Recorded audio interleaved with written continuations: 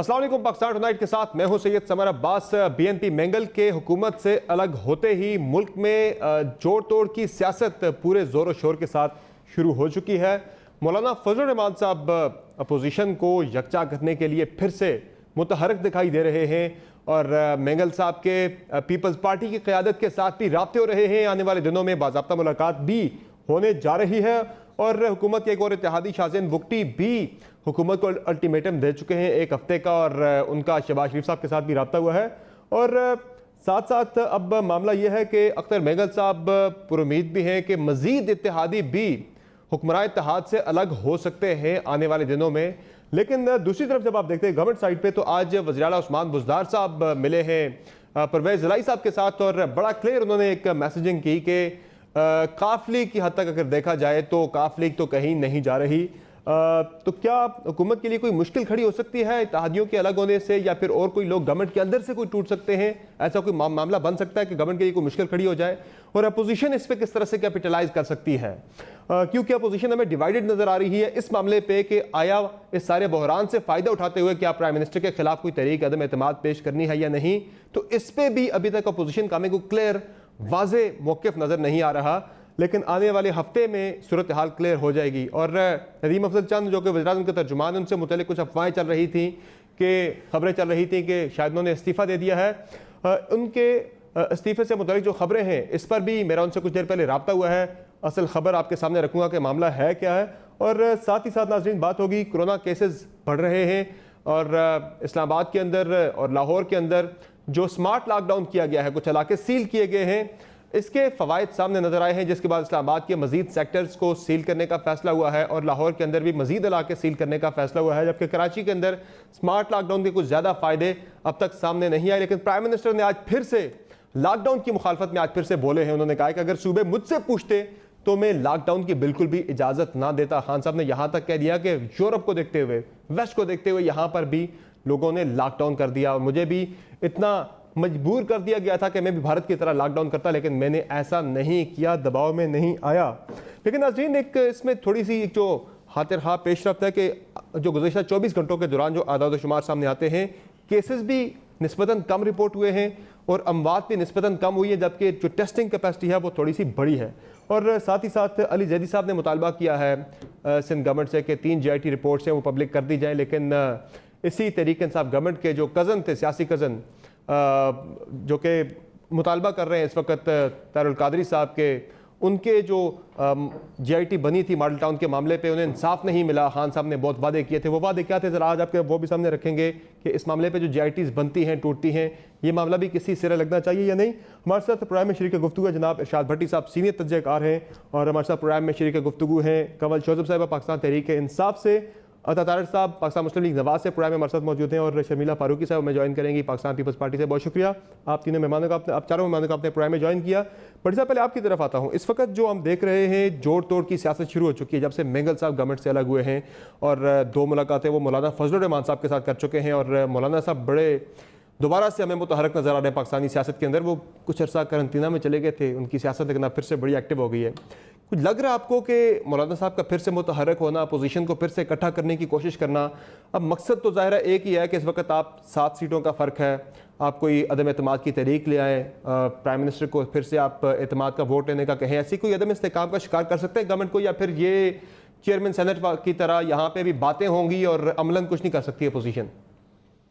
वो अबरारुल हक का एक गाना है बड़ा मज़े का, पतलो जई, जिसमें वो कहते हैं ना कि पतलियाँ पतलियाँ बामासू उस तरह वांग निगामासू, और इसका आखिरी मिसरा होता है चलदी फिरदी 302। तो हुकूमत चलदी फिरदी 302, खतरा अपोजिशन से नहीं अपने आप से ही होगा। जब अपोजिशन चलदी फिरदी 302, मईशत चलदी फिरदी 302, कोरोना चलदी फिरदी 302, टिड्डी दिल चलदी फिरदी 302, और असी अवाम चलदी फिरदी 302। कुछ भी नहीं है भाई। ये 158 वाले, अगर 158 तो है ना तहरीक इंसाफ के, बिल्कुल, और 80-84 उनके, 56 उनके, यानी वो कर लें, वो बाकी कर लें, कुछ भी नहीं है। ये बस ऐसे ही है, डांग टपाऊँगे, गप्पे शप्पे हैं, कोई कुछ नहीं होना।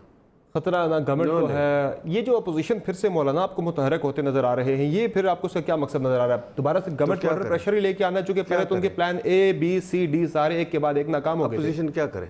चलो, पीपल्स पार्टी तो सिंध में है और वो उनको वो कोरोना में लगी हुई भी है, वो दोनों सिंध और वफाक आपस में भी लगे हुए हैं और उनकी हुकूमत भी है, वो अच्छी परफॉर्म कर रही हैं, बुरी कर रही हैं। बाकी क्या करें? तो यही करना है। तो कुछ भी नहीं है, बस ये ऐसे ही है, हवाई फायरिंग है, फ्रेंडली फायरिंग, हवाई फायरिंग, कोई इस तरह नहीं। यानी बड़े मरहले हैं ना। मिसाल के तौर पे सबसे पहले आप क्या करना चाहते हैं? अदम एतमाद लाएंगे, जी हाँ, कानून, आइन और कानून के मुताबिक बात करते हैं ना। वाज़ेह रास्ता एक यही है, बिल्कुल। अदम एतमाद लाएंगे। अदम एतमाद लाने के लिए आपको चलो काफ लीग भी निकल जाती है, GDA भी निकलती, फ़र्ज़ करते हैं मैंगल साहब भी चले गए, बाकी भी सारे प्रेशर ग्रुप, सारे जो छोटे मोटे भूतानी साहब, इलेक्टेबल्स, और वो ये बिलाशुबा इस वक्त बड़ा प्रॉब्लम, इस वक्त बड़े सारे इकट्ठे कौन से हैं? अपोजिशन, पीपल्स पार्टी, मुस्लिम लीग नून, नैब के केसेस भुगत रही है। शुगर माफिया जो एक बहुत बड़ा हमारी है, वो इस वक्त अपनी सर्वाइवल की जंग लड़ रहा है। इसके अलावा आटा गंदम में बहुत सारे लोग आ रहे हैं, चीनी में, और ये चीनी वाले में अपने आ रहे हैं। सद उमर साहब आ रहा है, हुसैन बुजदार आ रहा है, रज़ाक दाऊद आ रहा है, निजी बिजली घर में नदीम बाबर उनका नाम आ रहा है, खुसरो बख्तियार आ रहे हैं। इसी तरह आगे पेट्रोल में बहुत सारे लोग आ रहे हैं, इसी तरह अद्वियात में बहुत सारे लोग आ रहे हैं। तो आपके पास 5-6 वो खखरा, पंजाबी में कहते हैं कि डेमुआ दी, एक छोटी मक्खियाँ दी, एक बड़ी मक्खियाँ दी। तो वो इस वक्त वो एक माहौल सा है, हुकूमत कमज़ोर है, अददी अक्सरियत कमज़ोर है, परफॉर्मेंस और गवर्नेंस का लेवल नीचे है, वबा आई हुई है, और आपके पास वसाइल कम है, मसाइल ज़्यादा हैं। तो एक बस वो कर रहे हैं, करते रहे। लकी है कि उन्हें और अपोजिशन फिर इसके बाद मिसाल के तौर पे अदम एतमाद आ जाती है तो कौन आएगा? मुश्किल है सर, चेयरमैन सेनेट के और फिर जो जब कुछ होगा तो मुस्लिम लीग नून से मरियम नवाज और नवाज शरीफ साहब एक्टिव होंगे जब कुछ होना हुआ, इसी तरह पीपल्स पार्टी में जरदारी साहब एक्टिव होंगे जब कुछ होना हुआ। तो अभी ये सारा प्रेशर है और उनको करना चाहिए, वो कर रहे हैं। सही है। अब जो नंबर गेम की आपने बात की, मैं जरा वो भी नाज़रीन के सामने रख देता हूँ। इस वक्त कौमी असम्बली में अपोजिशन की अगर हम नंबर गेम की बात करें तो मुस्लिम लीग नून के 88 MNAs हैं कौमी असम्बली के अंदर, पीपल्स पार्टी के 54 MNAs हैं, MMA यानी JUI के 14 हैं, ANP का 1, टोटल ये तादाद बनती है 157। लेकिन इसमें BNP मैंगल के जो 4 MNAs हैं, अगर वो अपोजिशन की साइड पे प्रॉपरली आ जाते हैं और आज़ाद जो दो अरकान है वो भी इस तरफ आ जाते हैं, चूँकि उनका भी किसी तरफ वाज़ेह हिमायत नहीं है, और इसके अलावा MMA जमात इस्लामी का एक रुकन है, तो टोटल ये 7 ये बन जाते हैं। तो 172 की ये तादाद बनती है। हुकूमत गिराने के लिए नंबर दरकार है, लेकिन अभी ये नंबर शॉर्ट है, इनके पास तकरीबन 8 की तादाद कम है और गवर्नमेंट के पास 8 की अक्सरियत मौजूद है। लेकिन जो हम बयान सुन रहे हैं पिछले, जब से मैंगल साहब हुकूमत से अलग हुए हैं, जो अपोजिशन की तरफ से बयान आ रहे हैं, बिल्कुल मुस्लिम लीग नून के बयान बड़े इंपॉर्टेंट हैं, क्योंकि उनके पास ज़्यादा स्ट्रेंथ है, वही मैटर करती है। ज़रा सुन लें बयान किस तरह से आ रहे हैं मौलाना साहब के और नून लीग की क़यादत के। तहरीक अदम एतमाद जो है वो ऐवान के अंदर के अरकान की तादाद और उसके परशुमार होती है। ऑप्शन तो है, इसमें तो कोई शक नहीं है। हम विद इन हाउस जो है ना चेंज, उसको सपोर्ट करेंगे, हम उसका हिस्सा, उस गवर्नमेंट का हिस्सा नहीं बनेंगे जो चेंज आएगी, नेशनल गवर्नमेंट हो या कोई भी हो या कोलिशन गवर्नमेंट। ये हम चाहते हैं कोई ऐसा शख्स आ गया है जो पाकिस्तान को लेके आगे चले इलेक्शनों तक। हमारे राब्ते भी हैं, जाती राब्ते भी हैं, सियासी राब्ते भी हैं, जो हुकूमत के साथ इस वक्त जो लोग हैं जो डिससेटिस्फाइड हैं, जिनके ऊपर हम कैपिटलाइज करने की कोशिश करेंगे। तारड़ साहब, आपकी पार्टी क़यादत के अंदर भी हम देख रहे हैं कन्फ्यूजन है। राना साहब कह रहे हैं कि देखेंगे, हम खुद किसी के उस मूव का हिस्सा नहीं बनेंगे, लेकिन कोई आ गई तो सपोर्ट करेंगे, खुद से नहीं लेके आएंगे।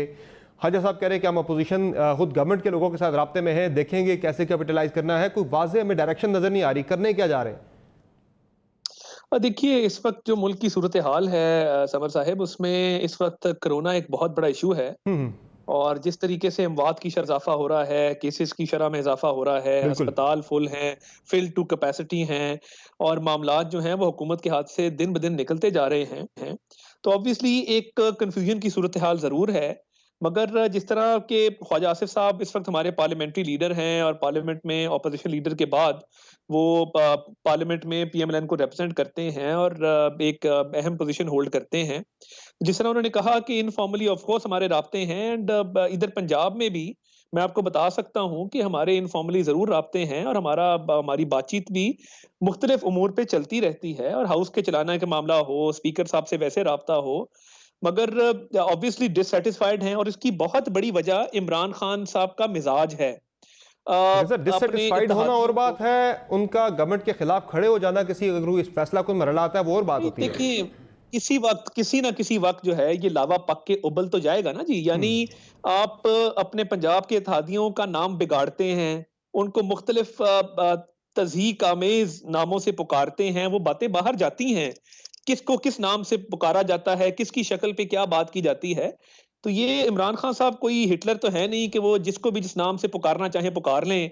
और जिस तरह कंटेनर के दिनों में महमूद खान अचकज़ई साहब की नकलें उतारी गई दुपट्टा पहन के और आवाज निकाली गई, तो ये वो मामला तो है नहीं ना जी। क्योंकि इस वक्त मामलात अब इत्तेहादियों को मनाना एक आदम बेजार आदमी के बस की तो बात है नहीं, क्योंकि आदम बेजार तबीयत पाई है, डिक्टेटोरियल तबीयत है, झाड़ देना, डांट देना। आपने आज पंजाब में तो वज़ीर-ए-आला पंजाब की मुलाकात हुई है परवेज इलाही साहब के साथ, बड़ा क्लियर मैसेज उन्होंने दिया है कि हम साथ हैं और साथ ही रहेंगे, बड़ा कॉन्फिडेंस शो किया वो बेचारा तो अपने साथ नहीं है, उस्मान खान बुज़दार जिसका नाम है, वो बेचारा अपने साथ नहीं, उसे अपना नहीं पता। नहीं देखें, जनूबी पंजाब महाज ज्वाइन करना और किसी भी एक पार्टी के अंदर या फैमिली के अंदर कोई डिस्कशन के नतीजे में वजीर आला बन जाना, इसका ये मतलब नहीं है कि उनको कोई बहुत हिमायत हासिल है। आप अगर देखें पंजाब के अरकान की तरफ तो एक गजनफर अब्बास छीना साहब और 8-10 और लोग हैं जो मुतअद्दिद बार मिल चुके हैं ना। देखिए अरकान नाराज हैं, खुद ही खड़ा किया था अपने आप को स्ट्रेंथन करने के लिए, प्रेशराइज करने के लिए। वो अब जिन बन के सामने खड़ा है। प्रॉब्लम इनके रवैयों की। देखिए 100 काम होते हैं, 100 काम नहीं होते। डेवलपमेंट आप देख लें, आप बाकी चीजें देख लें, असल बात आपके रवैये की है। आपने कमेटियां बनाई, कमेटियां बना के आप खुद ही कोई स्टेटमेंट बाद में दे देते हैं, तो ऑब्वियसली ये सियासत है। मगर अभी तक मूव जो है वो लावा पकने का वेट कर रही है। शर्मिला फारूकी साहब, आपकी पार्टी के राब्ते भी हो रहे हैं, जरदारी साहब के भी राब्ते हुए, मेंगल साहब के साथ मजीद मुलाकातें भी होने जा रही हैं बाज़ाब्ता तौर पर। अभी मेंगल साहब ने भी वाज़ेह तौर पर अपोजिशन के साथ भी किसी इत्तेहाद का फैसला नहीं किया कि वो आपके साथ भी हैं, गवर्नमेंट के साथ भी उनकी बातचीत चल रही है। ये बहुत प्री मेच्योर नहीं है? मौलाना साहब का भी कहना कि हम गौर कर रहे हैं कि ये ऑप्शन है, तहरीक अदम एतमाद भी लेके आ सकते हैं हम। अभी तो नंबर ही नहीं आपके पास, जहाँ नंबर था सेनेट के अंदर वहाँ आपने क्या कर दिया कि यहाँ आप कोई ऐसी तहरीक लेके आ सकते हैं? जी शुक्रिया समर अब्बास साहब। देखिए सियासत में हमेशा बातचीत के दरवाजे खुले होते हैं और सियासत में कभी भी कुछ भी हो सकता है। कल के इत्तेहादी जो हैं वो आज के जो हैं वो दुश्मन भी हो सकते हैं और कल के मुखालफिन जो हैं वो आज के इत्तेहादी हो सकते हैं। अब देखिए मेंगल साहब के जो तहफ़्फ़ुज़ात हैं वो अपनी जगह जायज़ हैं। बलूचिस्तान के इशूज़ हैं, आपको याद होगा कि आसिफ अली जरदारी साहब जब सदर थे तो हमने आगाज़ हुकूक बलूचिस्तान का एक पैकेज दिया था जहां हमने कुछ दाद रसाई करने की कोशिश की। लेकिन इनके दरीना मसाइल है। मिसिंग पर्सन्स एक हकीकत है जिसका एक कोई ना कोई कल्मिनेटिंग एंड होना जरूरी है। पानी का मसला, नेशनल एक्शन प्लान के ऊपर काम, ये वो चीजें हैं जहां हुकूमत को काम करना चाहिए था। और जिस तरह हम कहते हैं, मेंगल साहब ने भी कहा कि जी हर चीज के ऊपर एक कमेटी बना देते हैं और पिछले कोई 2 साल से ये कमेटियां बनाए जा रहे हैं। कभी कोई बात करने आता है, कभी कोई बात करने आता है। तो आप कब तक किसी को बेवकूफ बनाएंगे? नहीं, आप अपना बताएं ना अपोजिशन का बताएं कि आप कैसे कैपिटलाइज करेंगे, आप कैसे फायदा उठाएंगे इससे? देखिए ऑपोजिशन अगर अपने मामलात पे मुत्तहिद हो जाए तो बहुत कुछ हो सकता है। और 8-10 मेंबर्स हुकूमत के इधर आना कोई बहुत बड़ी बात नहीं, क्योंकि इनके अपने जो लोग हैं पीटीआई के वो खुद इमरान खान साहब से नाला है, क्योंकि उनकी जो एक अना है, जो एक घमंड है और जो उनकी नाअहली अब सामने आई है, चाहे वो चीनी का मामला हो, चाहे वो पेट्रोल का मामला हो, आटे का मामला हो, गैस का मामला हो, अद्वियात का मामला हो, और सबसे बड़ा जो इस वक्त जो ये वबा का मामला जिस तरीके से उसको मिस हैंडल किया गया, तो इनके अपने लोग, अब आप देखें ना फवाद चौधरी साहब हैं, वो नहीं आते असेंबली में, वो कहते मैं नहीं आऊंगा। पार्लियामेंट को वर्चुअल होना चाहिए था। बहुत सारी चीजों पर इख्तिलाफ है। शीरीन मज़ारी साहिबा जो हैं वो इख्तिलाफ राय तो नहीं, लेकिन मामला ये है कि और हुकूमत के अंदर से 20 एमएनएस भी आ जाए। असल मामला तो ये है कि अपोजिशन यकजा हो सकेगी या नहीं। माजी में भी आप जब भी इकट्ठे हुए, करीब आने की कोशिश की, एक दूसरे पे इल्जाम लगाते हुए आप पे बदएतमादी बढ़ी है अपोजिशन की जमातों की आपस में एक दूसरे के दरमियान। देखिए ये एक थोड़ा सा अलमिया हमेशा रहा है अपोजिशन के साथ कि अपोजिशन में अब पीएमएलएन है, पीपल्स पार्टी है, दीगर लोग हैं, दीगर जमातें हैं, उनके अपने अपने इश्यूज हैं। तो जब हम एक किसी एजेंडे पे इकट्ठा होने की कोशिश करते हैं तो हमारे अपने बहुत सारे मसाइल सामने आ जाते हैं। सही है, लेकिन यही मसाइल आपके जो हैं आपस के, यही गवर्नमेंट को स्ट्रेंथन करते हैं। कॉन्फिडेंस मोशन लाना हुआ तो मेरा ख्याल है कि इत्तेहाद बनने में कोई मुश्किल काम नहीं है। कंवल जोसेफ साहब, अब यही जो अपोजिशन की डिवाइड है जो पहले दिन से हम देख रहे हैं, इलेक्शन कमीशन के बाहर एहतजाज करना हो, चेयरमैन सेनेट के खिलाफ अदम एतमाद की तहरीक हो, कायदे वान का इलेक्शन हो या फिर दीगर मामलात हो, प्रेसिडेंट का इलेक्शन हो, हर जगह पे अपोजिशन की डिवीजन जो है, इसी से फिर शायद खान साहब को कॉन्फिडेंस मिलता है कि वो बहुत ज़्यादा परवाह नहीं करते। अभी मेंगल साहब वाले मामले में भी खान साहब प्राइम मिनिस्टर पाकिस्तान के, वो खुद फ़ोन कर सकते थे मेंगल साहब को, खुद उनसे मुलाकात की कोशिश कर सकते थे। जो उनके नुमाइंदे गए हैं उनको तो खातिर खा जवाब नहीं दिया मेंगल साहब ने अभी तक वापसी के लिए, और शाहजैन बुगटी भी अभी नाराज़ दिखाई दे रहे हैं, उन्होंने भी आपको वोट दिया था, आपके साथ हैं। मजीद इत्तेहादी भी मेंगल साहब कह रहे हैं मैं कोशिश करूंगा गवर्नमेंट के साथ से उन्हें अलग किया जाए पुराने इत्तेहाद से। ये चैलेंज बन सकता है आपके लिए, आपका अपना रवैया चैलेंज बन सकता है अपोजिशन अगर ना भी बनी। बिस्मिल्लाहिर्रहमानिर्रहीम, thank you very much summer. पूरी डिस्कशन सुनी है, मुझे 2 मिनट दीजिएगा, मैं आंसर कर देती हूँ। रवैये पे बात कर रहे थे वज़ीर आज़म इमरान खान साहब के, और उस पर तारड़ साहब ने बयान दिया, मुझे बड़ी हंसी आ रही थी उस टाइम पे। रीज़न ये है कि जिनके ये फॉलोअर्स हैं नवाज़ शरीफ साहब और शहबाज शरीफ साहब, उनके तो 5-5 साल MNAs हाथ मिलाने के लिए खड़े रहे, उनको कभी मिले नहीं। हमारे तो पार्लियामेंट्री पार्टी की आप लोग ब्रेकिंग न्यूज़ चलाते हैं, वज़ीर आज़म वो आदमी है जो हर बंदे की बात सुनते हैं, हर एक से मिलते हैं। ये जितना मर्जी नैरेटिव क्रिएट करने की कोशिश करें, हो नहीं सकता, क्योंकि इनकी पार्टीज़ हैं पब्लिक लिमिटेड, इनकी फैमिली लिमिटेड पार्टीज़ हैं, 2 या 4 लोग हैं, उनकी गुलामी करना, उनके आगे लगना इनका काम है दोनों साइड्स पे। तो वहां पर तो आप डेमोक्रेसी की बात ही ना करें, और जिस किस्म की डेमोक्रेसी में फॉलो करते रहे और पूरी आवाम को बताते रहे, वो डेमोक्रेसी की डेफिनेशन में भी सारे लोग भी इख्तिलाफ राय की वजह से साइडलाइन हुए। देखिए, हर बंदा जो कोशिश करे और वो ये कहे कि मैं ठीक हूँ और तुम गलत हो और मैंने तुम्हें नीचा दिखाना है, तो वो फिर जो सख्त होती है डालियाँ वो टूट के साइड पर हो जाती हैं, जो झुकती हैं वही साथ रहती हैं। बात सारी ये है कि वज़ीर आज़म इमरान खान इंतहाई हम्बल और पोलाइट आदमी है।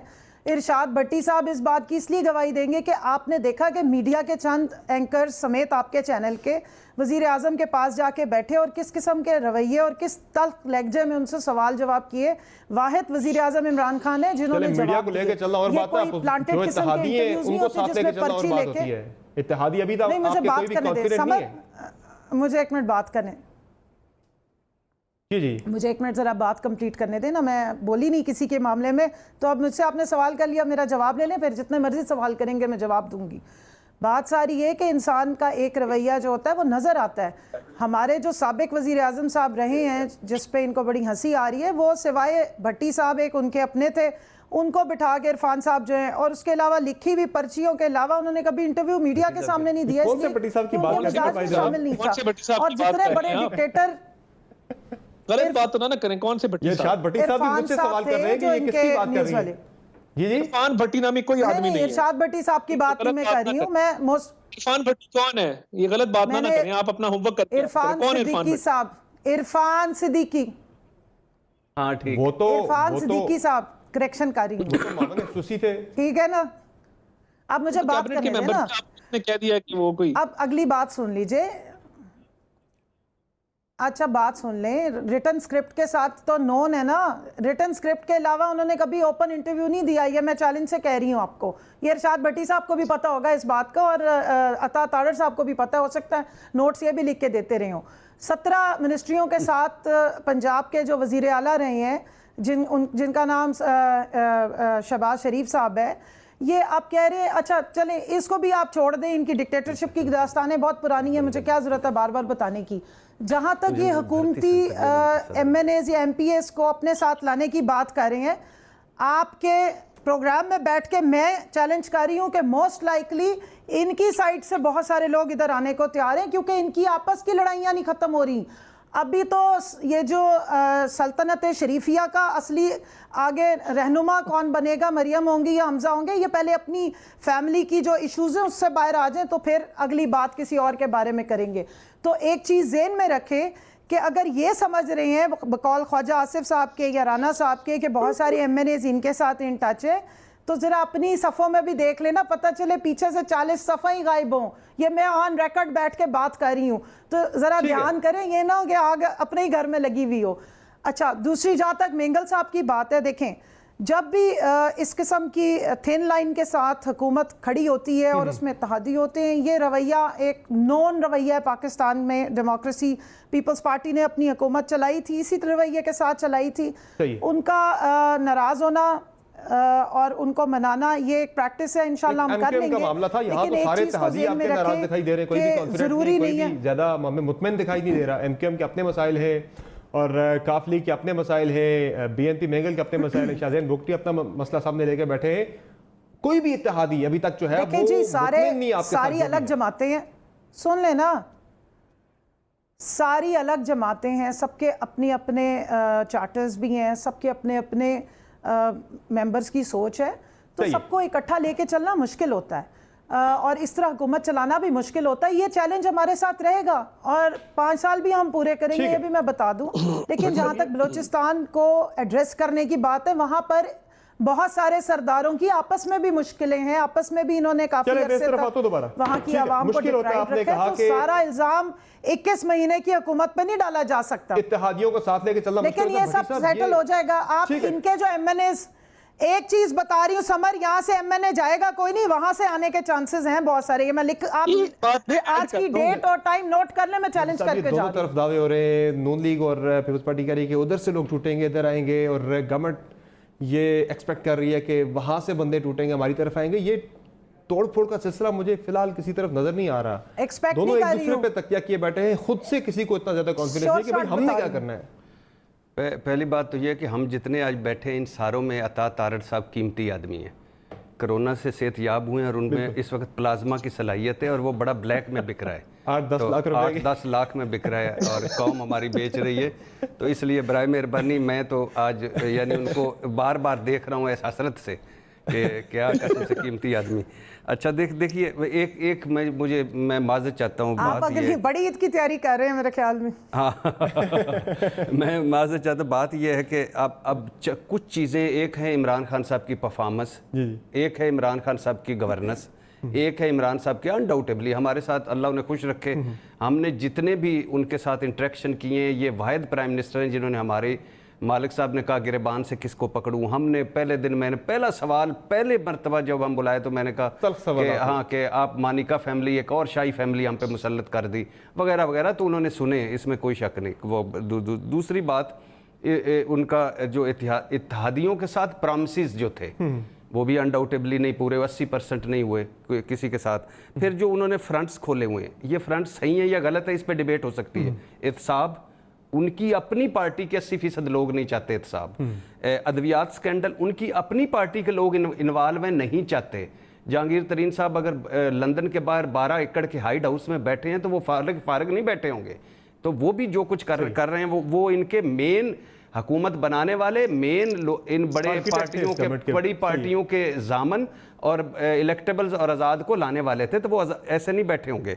अद्वियात, आटा गंदम, इनकी 80% लोग खुद नहीं चाहते आटा गंदम हो, ये मैं सही बात कर रहा हूँ। निजी बिजली घर में खुद इन्वॉल्व है, कॉन्फ्लिक्ट ऑफ इंटरेस्ट है। चीनी खुद इन्वॉल्व है उसमें, काफ़ी लोग, बाकी तो होंगे ना, सारे हैं, उमनी है, शरीफ हैं, बाकी सारे हैं, ठीक है, लेकिन इनके पेट्रोल, नदीम बाबर साहब का अपना पेट्रोल पावर, बहुत सारे इसमें एक माफिया, वो भी नहीं चाहते, ये भी हैं। जहांगीर तरीन है, उसके बाद हुकूमत, इनके जो वादे थे वो भी हैं। लेकिन मुझे एक बात बताएं यार, ये बस कर दें ग्लैमराइज करना इनको, बुगटीज को, अख्तर मेंगल को, और ये हमारे सर पे चढ़े हुए हैं कौम परस्त। कौम का हाल देखा है क्या हुआ है बलूचिस्तान में? 2 दिन रह जाएं किसी जिले में तो मैं मान जाऊं, किसी घर में 2 दिन रह जाएं, जो बलोचों का हाल कर दिए इन्होंने, जो इनका हाल है। दुबई में जायदादें, इस्लामाबाद में जायदादें, एक मरतबा चांस मिला महमूद अचकजई को, 19 बंदे अपने रिश्तेदार गवर्नर समेत सारे रख लिए और हमें तकरीरें सुनाते होते थे सूरत रहमान की और फलाने। अच्छा, अख्तर मेंगल छोड़े यार, खुदा का खौफ करें, 5-6 पॉइंट रखे होते हैं हर बंदे ने। मिसिंग पर्सन, फौज के खिलाफ बात करना एक फैशन बन गया है। फौज के खिलाफ बात करो तो आप हुर्रियत पसंद हो, जाहिल अवाम है उनको खड़े, मैंने बात की फौज के खिलाफ, मिसिंग पर्सन लाओ, फलाना लाओ, 2-4 पॉइंट्स रखे हुए और उस पर कमाइयाँ कर रहे हैं, करी जा रहे हैं। वालिद साहब इनके सरबराह रहे हैं सूबे के, खुद सूबे के सरबराह रहे, क्या कर लिया। ये जो जाम कमाल साहब, इनके दादा भी वजीर आला थे, ये वालिद भी वजीर आला थे, खुद भी वजीर। 5 काम बता दें मुझे जो इन्होंने बलोचों के लिए किए। अरबियों को शिकार खिलाना, बड़ी बड़ी हैवी बाइक्स चलाना और बाहर जदांदे बनाना, अपने बच्चे सारे बाहर हैं। अच्छा एक बताएं, ये प्रेशर ग्रुप हैं, ये हर बुरान में से फायदा उठाते हैं, हर क्राइसिस में से अपना मतलब निकालते हैं। नहीं कोई इशू नहीं है, कोई इशू नहीं है इनका, कोई इशू और भाई कोई इशू नहीं है। कोई गवर्नेंस इमरान खान ने वहां करनी है, जाम कमाल ने करनी, किन्होंने करनी है, वहां कौन है? जो 65 लोग कभी कभी होते थे उधर असेंबली में, तो 65 के 65 ही वजीर बशीर बने होते हैं। हर क्राइसिस से मतलब निकालना, कौम के नाम पे लूटना, सूबे के नाम पे लूटना। और इसके अलावा एक मुझे सूबा, एक डिस्ट्रिक्ट बता दें, एक तहसील बता दें जहां साफ पानी मिल रहा हो, जहां एक ढंग का कोई अस्पताल बता दें बलूचिस्तान में, एक ढंग की कोई यूनिवर्सिटी बता दें बलूचिस्तान में। 4 सड़कें हैं सिर्फ क्वेटा की, एयरपोर्ट से क्वेटा जाने वाली सड़क नहीं बन पा रही इनसे, अंदर 4 सड़कें नहीं बन। कितना बजट है? 5 साल में 20 खरब ले गए, किधर गए? ये सनाउल्लाह ज़ारी जो ये थे गवादर का, करोड़ रुपए का रोजाना खा जाते थे साफ पानी का, इनको दिया है कोई एक, यानी एक जिला कोई। अच्छा इसके अलावा इनकी अपनी देखें हालतें, अपनी देखा क्या क्या गाड़ियां हैं, क्या क्या इनके पास बड़े बड़े माल हैं, क्या क्या कोई है किसी के पास? ये इन्होंने बेवकूफ बनाया हुआ है कौम को, यानी अजीबो गरीब दरीना मसाइल है इनके, इनको दरीना बीमारियां ही हमें लग गई हैं। जाती मसला तो कोई नहीं लेके आया गवर्नमेंट के सामने ना, वो तो भाई क्यों लाएंगे, क्यों लाएंगे? आप कहेंगे यानी जाती मसला कहेंगे, जाती मसला कहेंगे। एमकेएम का मामला था, वो था अच्छा एमकेएम को कारकुनान का मामला था, एमकेएम देख लेना, वजारतों का मामला था, या तो वजारत का मसला भी है, भाईजान कुछ भी नहीं है। ये इनके बड़े ग्लैमराइज, हमने चादरों की बुकलें मारी हुई हैं, पगड़ियां सर पे रखी हुई हैं और बेवकूफ बनाई जा रहे हैं हमें। हम कितने, आप और मैं कितनी दफा बलोचिस्तान गए हैं, कितनी दफा चागी गए, पेशीन गए, जोब गए, नहीं गए, हमारी तवज्जो उधर से हट जाती है। आप एमकेएम तक देखें, 4 दहाइयां कर चुके हैं, उसके बाद निकला क्या? अनवर निकला, अनवर निकला के भारत से पैसे लेते थे, कत्ल कराते थे। अच्छा और दूसरी बात है, क्या कराची में किसी बंदे को कोई साफ पानी मिल रहा है? कराची में पानी के लिए बर्तन लाइन में लगते हैं, और एक एमकेएम के बंदे का आप देख लें क्या हाल हो गया। जीडीए का देख लें, उसमें सबसे मजा। अच्छा जीडीए का देख लें, अंदरूनी सिंध बड़े बड़े जागीरदार जीडीए बना के बैठ गए, उन्होंने क्या किया अंदरूनी सिंध के लिए? ठीक है, ये सारे हमारे बेवकूफ बनाते हैं, प्रेशर ग्रुप हैं, ये बुरान में से चीजें निकालते हैं और अपने फायदे के लिए एक्टिव होना, ये नहीं कुछ भी नहीं है, ये सब भी नहीं है यार, ये सब कुछ ऐसे ही। चलिए ब्रेक लेते हैं नाज़रीन, ब्रेक से वापस आएंगे तो बात होगी कोरोना वबा के हवाले से। प्राइम मिनिस्टर ने आज फिर लॉकडाउन की बड़ी सख्ती के साथ उन्होंने आज मुखालफत की है। वो कहते हैं सूबे अगर मुझसे पूछते तो मैं इजाजत ना देता। बात होगी ब्रेक के बाद, हमारे साथ रहिए।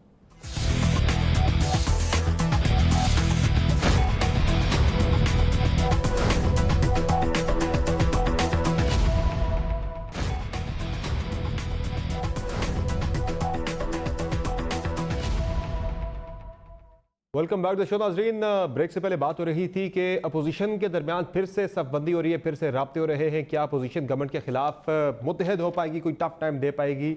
मुश्किल नज़र आ रहा है, चूँकि अपोजिशन के आपस में बहुत सारे मसाइल हैं, वो मुत्तहद हो पाएगी तो फिर गवर्नमेंट के लिए कोई चैलेंज क्रिएट कर सकती है। और नाज़रीन इस सारे मामले पर कुछ खबरें गर्म हैं। नदीम अफजल चंद साहब से मुतल्लिक वज़ीर-ए-आज़म के तर्जुमान है कि शायद वो मुस्ताफ़ी होकर चले गए हैं बाहर मुल्क से। मेरी अब से कुछ देर पहले उनसे बात हुई टेलीफोन पे और चंद साहब का ये कहना है कि मैंने बिल्कुल भी इस्तीफ़ा नहीं दिया। उन्होंने मुस्ताफ़ी होने की खबरों की सख्ती से तरदीद की है। और चंद साहब का ये कहना है कि वो वज़ीर-ए-आज़म से छुट्टी लेकर आए हैं, बाज़ाब्ता रुख़्सत लेकर कनाडा आए हैं, जहाँ उनके वालिदैन हैं, बीमार वालिदैन हैं, उनको देखने के लिए, उनको मिलने के लिए वो आए हैं 1 माह की बाज़ाब्ता रुख़्सत पर।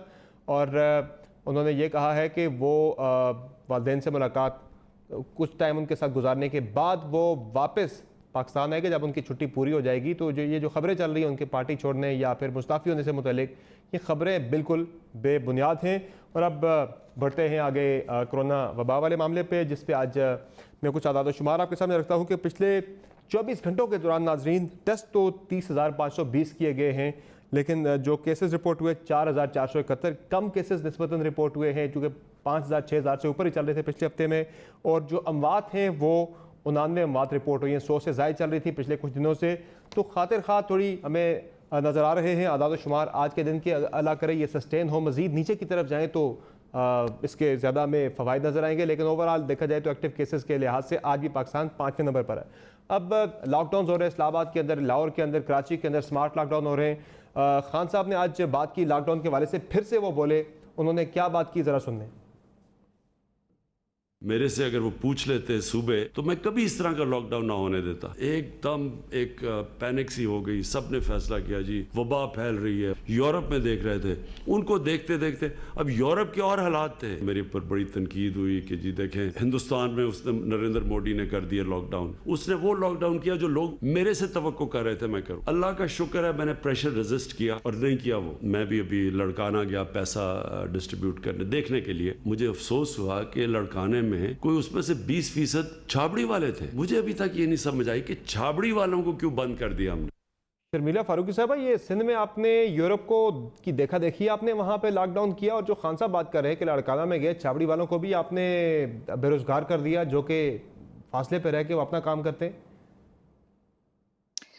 समर अब्बास साहब, मुझे वजीर आजम साहब की गुफ्तगू समझ नहीं आती है, और मैं जब भी उनकी गुफ्तगू सुनती हूँ तो एक दिन कुछ कहते हैं, अगले दिन एक बिल्कुल यू टर्न लेके कुछ और कहते हैं। एक तरफ वो यूरोपियन कंट्रीज की मिसाल देते हैं कि देखें जी हमने उससे बेहतर किया, हमने जर्मनी से बेहतर कर दिया, हमने स्पेन से बेहतर कर दिया। दूसरी तरफ वो कहते हैं कि जी आप उनको क्यों फॉलो करते हैं। अच्छा, एक तरफ वो कहते हैं कि जी जनाब हमने लॉकडाउन किया तो उससे जो है वो केसेस में कमी आई है। दूसरी तरफ वो कहते हैं कि अशराफिया ने लॉकडाउन कर दिया। मुझे बिल्कुल समझ नहीं आती कि वो कहना क्या चाहते हैं। मतलब फिर वो कहते हैं कि जी ये फ्लू है, फिर वो कहते हैं कि नहीं जी इससे बचो, इससे डरो। पहले कौम को कहते हैं घबराना नहीं, लोगों ने घबराना छोड़ दिया, लोग बाहर निकल आए। लॉकडाउन के मामले में तो बड़ी क्लैरिटी है खान साहब की, पहले दिन से वो लॉकडाउन के हक में नहीं है, इसमें कंफ्यूजन कहाँ है? अल्हम्दुलिल्लाह अल्हम्दुलिल्लाह, ऐसी क्लैरिटी जो खान साहब के पास है वो आपको पूरी दुनिया में कहीं नहीं मिलेगी। ये अल्लाह का करम खास तौर पे हमारे ऊपर नाजिल हुआ है कि अल्लाह ताला ने हमें वजीर आजम इमरान खान साहब अता फरमाया है, जिनको यही नहीं पता कि कोरोना वायरस जो है वो हर उम्र के लोगों को मुतासिर करता है और वो फ्लू नहीं है। आप उनके बयानात उठा लें, और मैं आपको अब आपके पास टाइम नहीं होगा वरना मैं आपको डेट वाइज टाइम वाइज बताती पिछले 3 महीनों में कब कब उन्होंने क्या क्या कहा है। बात यह है कि हमने तो एक छाबड़ी वाले की भी जान बचानी है और हमने एक असेंबली के मेंबर की भी जान बचानी है। आज सिंध के अंदर सिंध असेंबली जो है वो पहली असेंबली है पूरे पाकिस्तान में जो ऑनलाइन चली गई है, क्योंकि हमने देखना है और क्योंकि हमारे लोग भी मुतासिर हो रहे थे तो हमने सबकी हिफाजत करनी है और हमने उस छाबड़ी वाले को बचाना है। हमने उसको नहीं छोड़ देना कि बाहर खड़े हो जाओ और आप जो है आपको वबा आके आपको लग जाए। वो भी इंसान है। अगर खान साहब के दिल में इतना दुख दर्द होता तो किसी छाबड़ी वाले के साथ बैठ के खाना खा भट्टी साहब को सवाल करना चाह रहे हैं, छाबड़ी वाले का दुख दर्द उसकी दाद रसाई कर बात सुन के भट्टी साहब आप प्राइम मिनिस्टर के बयानात से कंफ्यूज हैं? भट्टी साहब आपकी बात को सुन के कंफ्यूज हो गए थोड़े। वो कुछ सवाल पूछना चाह रहे हैं आपसे, वो पूछे छाबड़ी वाले का क्या ताल्लुक है असेंबली के साथ? होना चाहिए। नहीं, देखिए बात ये है कि हमने ये तफरीक नहीं करनी है कि जी कौन अशराफिया है, कौन लोअर मिडिल क्लास है, कौन मिडिल क्लास है, कौन गरीब है। हमने इस मुल्क के हर एक शख्स की जान बचानी है, हमने इस वबा को बचाना है। समर अब्बास साहब, एक बीमार कौम आपको एक खुशहाल मईशत नहीं दे सकती। आप लोगों की जानें बचाएंगे तो फिर जाके मईशत की बात हो सकती है। अगर आप दुनिया के माशी माहिरात से बात करें, माहिरीन से बात करें, वो आपको कहेंगे ये साल सर्वाइवल का है, इस साल आपने बचाव करना है। मईशत इस साल नहीं चलने वाली, और माजरत के साथ इस हुकूमत की तो वैसे भी 2 साल से मईशत नहीं चल रही थी। आपका जो कैपिटल रेवेन्यू था वो 26 बिलियन डॉलर से कम होके 24 बिलियन डॉलर आ गया, 33% माइनस पे जा रहा है। आपकी मैन्युफैक्चरिंग, ये मामला मैं जरा अता साहब के सामने रखता हूं, जरा आपका पॉइंट आ गया। शर्मिला फारूकी साहिबा, मैं दोबारा आपकी तरफ आता हूं। अता साहब, ये जो खान साहब का मौकिफ है, एक तो जो कंफ्यूजन की बात की जाती है, खान साहब का मौकिफ लॉकडाउन के हवाले से तो एटलीस्ट पहले दिन से बड़ा वाज़ेह है कि वो लॉकडाउन के खिलाफ हैं। अब जो लॉकडाउन हो रहे हैं, स्मार्ट लॉकडाउन हो रहे हैं, लाहौर के अंदर भी मजीद इलाके सील करने का फैसला हुआ है। इस्लामाबाद के अंदर भी डीसी इस्लामाबाद ने कहा है कि जो हमने सेक्टर सील किए थे वहाँ हमें बड़ा फ़ायदा नज़र आया है स्मार्ट लॉकडाउन का, वहाँ पे केसेस कम हो गए। मजीद सब सेक्टर्स को आज लॉकडाउन करने का फैसला हुआ है, उन्हें सील करने का फैसला हुआ। सिंध के अंदर भी ऐसा ही है। तो ये स्ट्रैटेजी तो ठीक है ये वाली, लेकिन खान साहब ओवरऑल कर्फ्यू वाले लॉकडाउन के खिलाफ है। वैसे तो वो स्मार्ट लॉकडाउन की बात कर रहे हैं, ये बेहतरीन हिकमत अमली है। मैं अभी ना डेटा ड्रिवन आपसे इस पे मैं एनालिसिस करूंगा, मगर उससे पहले कंवल साहिबा का ब्रीफली जवाब दे दूं। उन्हें मेरी बात पे हंसी आ रही थी, हालांकि मकाम रोने का है और हम शुक्रगुजार हैं हुकूमत के, क्योंकि एक वजीर ने 2 एंकरों को थप्पड़ मारा और वरना वजीर आजम चाहते हैं, माजी में वो कोनियां मार चुके हैं लोगों के मुंहों पे।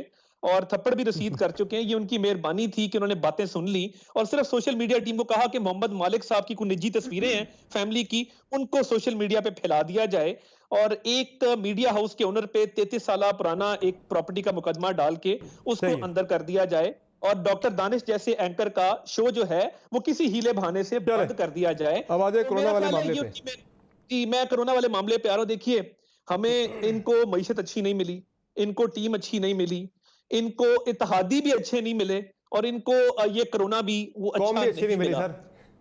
जी, कौम भी हम आप देखें ना, एसओपी फॉलो नहीं करते, मतलब मास्क नहीं लगाते और आपको पता ही है जिस तरह के मामलात हैं।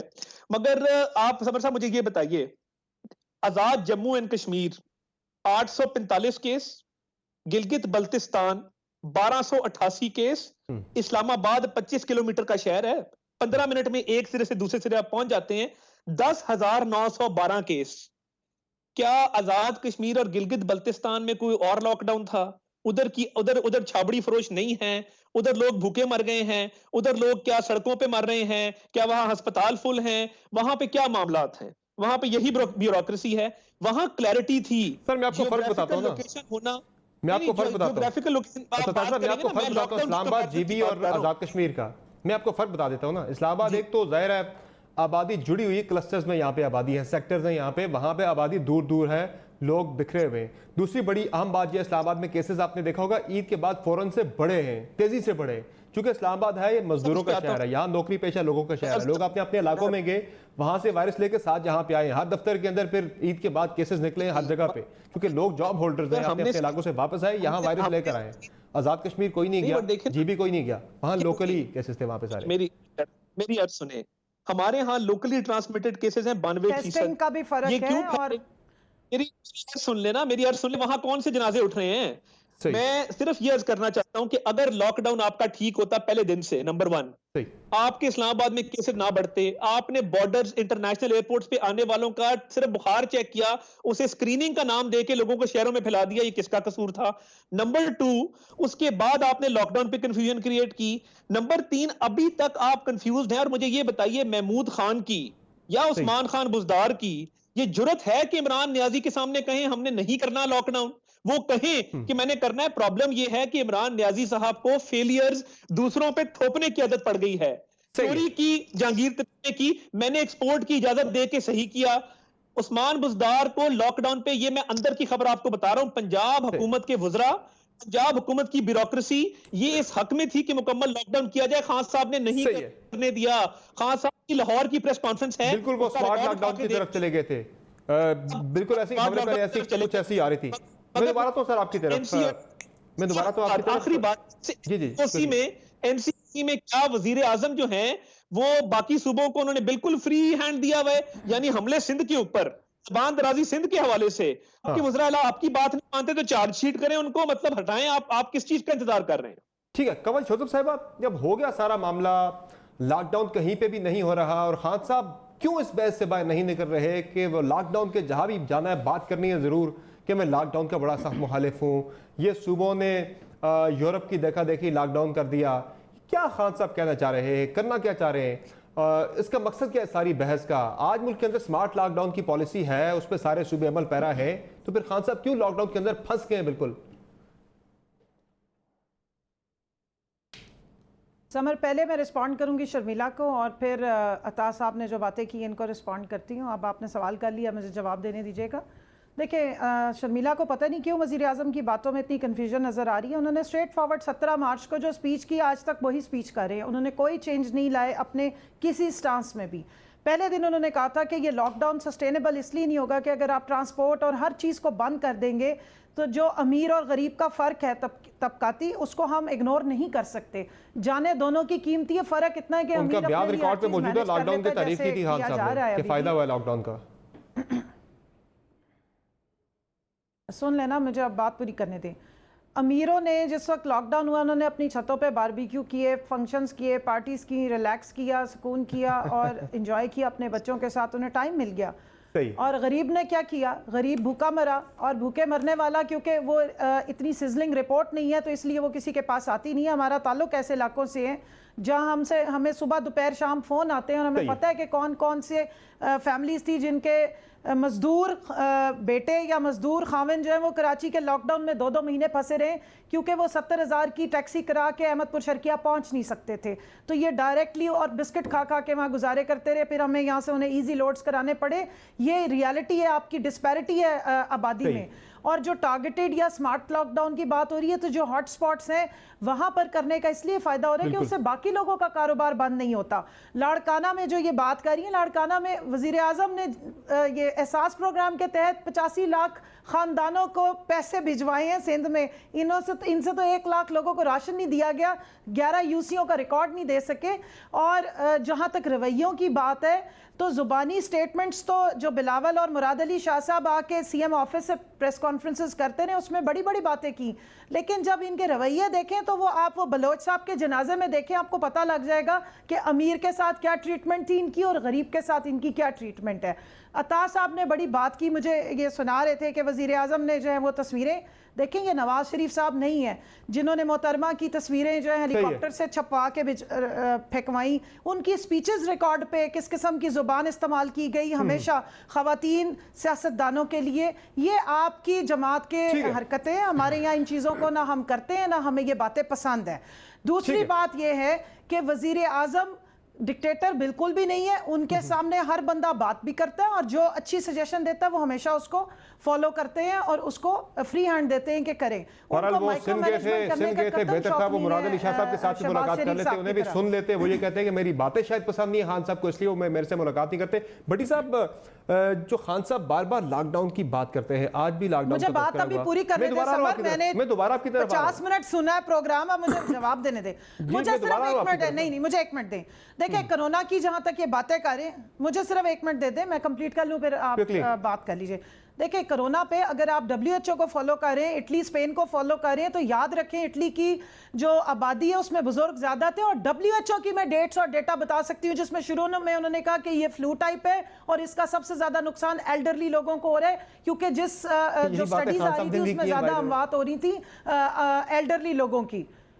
तो खान साहब जिस तरह आपको इंटरनेशनल स्टडी आ रही है, अगर कोई कंप्लीट इस वक्त रिसर्च आ गई है, बिल्कुल की है, अगर आपके पास कोई कंक्रीट रिसर्च आ गई है, तो अगर आपको WHO के वो ठीक बातें नहीं करते, तभी आप उनकी जो रिकमेंडेशंस मैं दिखा नहीं करते। मेरी बात सुन लेना समर, मैंने किसी को इंटरप्ट नहीं किया, पता नहीं इस तरीके से ना किया। बात तो पूरी करने, तो जब तो आप बड़े खुश हो के आप बात करते हैं। शर्मिला मुझे बात करने दे, बात कर ले आप कोरोना फाइनल रिसर्च अगर मुराद अली शाह साहब और इनको भेजी है WHO ने, तो वो शेयर कर ले।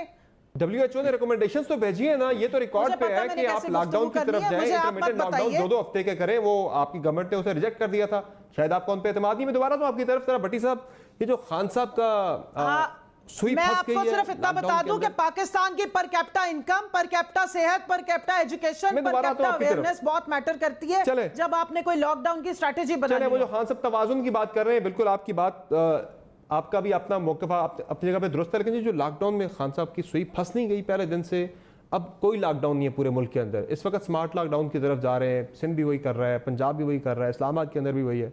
फिर बार बार कहना कि सूबे जो हैं उन्होंने मुझसे पूछे बगैर लॉकडाउन कर दिया, मुझसे पूछते तो मैं लॉकडाउन बिल्कुल ना करने देता। हमने मगरब की देखा देखी लॉकडाउन कर दिया, मुझे मजबूर किया गया कि मोदी की तरह का लॉकडाउन मैं भी करता, लेकिन मैं प्रेशर में नहीं आया। ये बातें आज खान साहब को करनी चाहिए। देखिए पहली बात तो ये कि जिस शरह से फैल रहा है, अब तो बहुत फैल चुका है, वो हम तीसरे मुल्क हैं, तीसरे बड़े, 5वें नहीं तीसरे बड़े मुल्क हैं। तिब्बी अमला 4855 लोग, डॉक्टर्स, नर्सेज, वो, और उन पर 65-66 शहीद हो चुके हैं। अल्लाह उनके फैमिली को सब्र दे और अल्लाह उनके दर्जात बुलंद करे।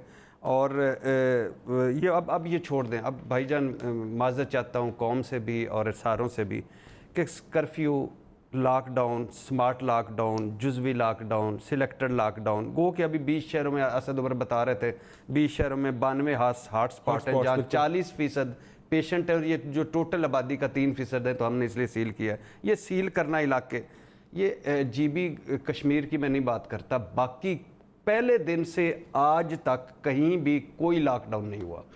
सारा हमारा मीडिया पे था, अखबारों में था, TV चैनलों में पे था। इसी लॉकडाउन में तफ्तान हुआ, इसी लॉकडाउन में तबलीगी जमात हुए, इसी लॉकडाउन में तरावी हुई, इसी लॉकडाउन में यौम अली हुआ, इसी लॉकडाउन में और इसी सारे हॉटस्पॉट में कल आज मुफ्ती साहब का जो जनाजा हुआ है, जिस तरह हुआ है वो भी है, और जिस तरह बाहर वो सऊदी अरब में आलम फौत हो गया और उन्होंने जिस तरह जनाजा किया है वो भी सारों के सामने है। जिस तरह यूरोप में वो जो एक साबिक वज़ीर आज़म की डेथ हुई, जिस तरह उन्होंने दफनाया है वो भी हमारे सामने है। कोई लॉकडाउन नहीं था, कोई कहीं भी नहीं था, ना आवाम ने तावन किया, ना हुकूमत इस काबिल थी, ना हम इस काबिल है। हमारे वसाइल 6 से 10 करोड़ लोग एक एक मकान में रहते हैं। देहातों को तो छोड़ दें, वहां तो पता ही कोई नहीं कोरोना बड़े नहीं है। हमारे वसाइल कल असद उमर साहब बता रहे थे कितने, पता शर्म आ रही है, 4800 वेंटिलेटर है हमारे, 1600 हमारे पास वो हमने कोरोना के लिए किए।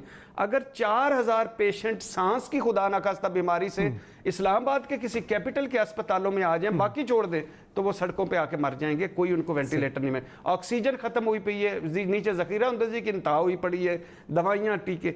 अच्छा, जो मैं बात करना चाहता था, अब कोई हमें बता नहीं रहा। इमरान खान साहब पिछले 35 तकरीरों में इनडायरेक्ट वो फरमा चुके हैं, लेकिन वो डायरेक्ट नहीं बता रहे, और इसी तरह कोई अब बता रहे। अब हम बढ़ गए हैं हर्ड इम्यूनिटी की तरफ। बिल्कुल, अब कोई नहीं, ये कोई लॉकडाउन नहीं, तौर पर गैर एलानिया। तो प्लीज कौम को ये ज़हन में रखें, प्लीज अल्लाह के नाम पे। ये मैं, अता तारड़ साहब, शर्मिला साहबा, शौजब साहबा, समर साहब, ये हमने 1 घंटा गुजारना है, इसलिए हम इस पे इमरान खान की गुफ्तगू पे और लॉकडाउन पे और स्मार्ट लॉकडाउन पे गुफ्तगू करेंगे। प्लीज अल्लाह, जिस तरह सिंध असम्बली ने ऑनलाइन कर लिया है और जिस तरह बाकी सारे इधर कौमी असम्बली में फवाद नहीं गए, बाकी सारे नहीं गए, जिस तरह बाकी सारे कर रहे हैं, आपने खुद अपना करना है।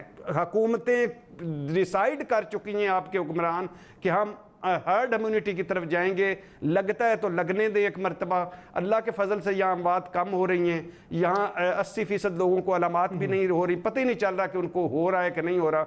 अल्लाह करे ऐसी सिचुएशन ही रहे, लोग फौत भी कम हो।